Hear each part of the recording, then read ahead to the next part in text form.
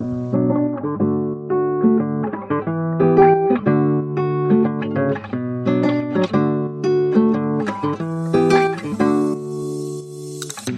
chers auditeurs, bienvenue sur Chemin Durable, le podcast marseillais des entrepreneurs engagés.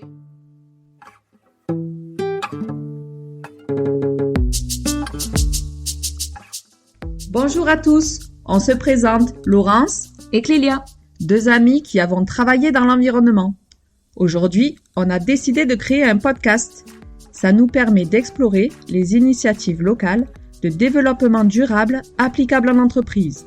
Pour cela, nous sommes partis à la rencontre de porteurs de projets novateurs. Ce sont des femmes et des hommes engagés pour un entrepreneuriat qui prend en compte l'environnement et l'humain.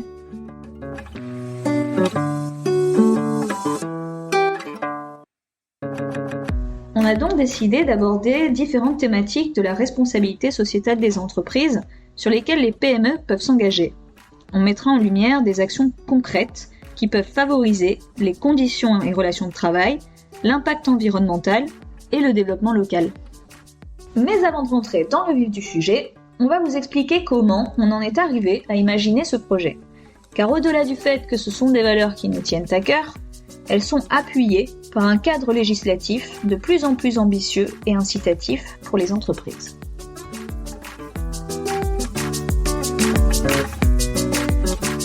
Alors Laurence, pourquoi il te tient à cœur ce projet ? Parce que je suis engagée dans la protection de l'environnement depuis toujours.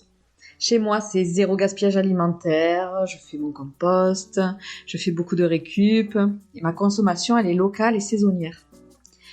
Les rivières, les montagnes et les prairies ont été mes terrains de jeu d'enfance et je suis toujours autant fascinée devant cette force et cette beauté de la nature. J'ai été élevée avec l'idée que chacune de mes actions avait un impact sur l'environnement. Et j'ai suivi ce chemin qui me caractérise aujourd'hui. Protéger la nature, c'est donc essentiel pour moi et être actif au niveau personnel, c'est déjà bien. Mais œuvrer en ce sens au sein d'une entreprise me donne beaucoup d'espoir pour les générations à venir. Et toi Clélia, pourquoi il te tient à cœur ce projet ?